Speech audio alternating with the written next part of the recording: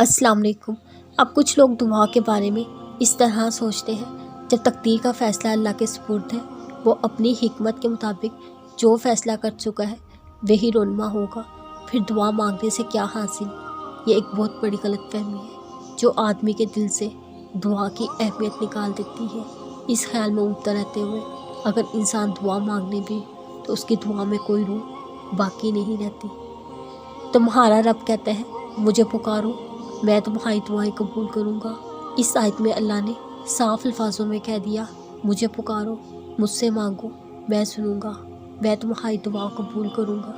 देखो, अगर तकदीर का लिखा ही सब कुछ होता, अल्लाह दुआ मांगने का इख्तियार ही क्यों देता।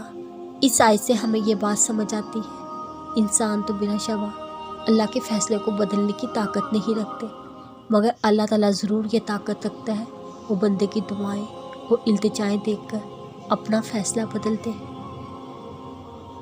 आदमी सिर्फ उस हस्ती से मांगता है जिसको सुपर नेचुरल पावर का मालिक समझता हो, ख्वाह दुआ कबूल हो या ना हो। दुआ मांगने का एक बड़ा फ़ायदा ये भी है, इंसान अपने रब के आगे अपनी हाजतें पेश करके उससे दुआ मांगकर उसकी अज़मत, अपनी बंदगी, आजिज़ी का इकरार करता है। ये इज़हार खुद एक इबादत है जिसके अजर से इंसान किसी हाल में भी महरूम नहीं रहेगा। जब आप अल्लाह की मान जाते हैं, अल्लाह भी आपको महरूम नहीं रखता। सुनो, ये ना सोचो तुम्हारी दुआएं नहीं सुनी जा रही या कभी कबूल ही नहीं होंगी, बल्कि जान लो तुम्हारी दुआएं अर्श पर जा चुकी है।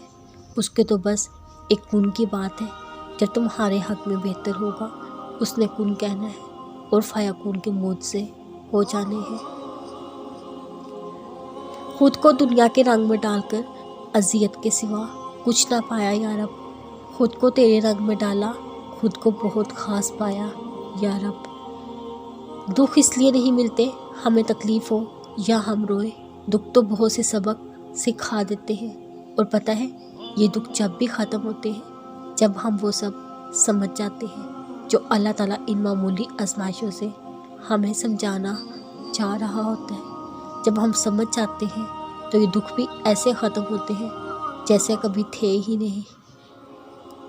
हम सब की ज़िंदगी में कोई ना कोई ऐसा इंसान होता है जो हमारा बहुत नुकसान कर देता है, उससे नफ़रत हो जाती है, बहुत वक्त लगता है, नहीं किया जाता माफ़, लेकिन यकीन करें आपकी अपनी रूह सुकून में आ जाएगी। अपने रब से कहें वो आपका दिल बड़ा करे।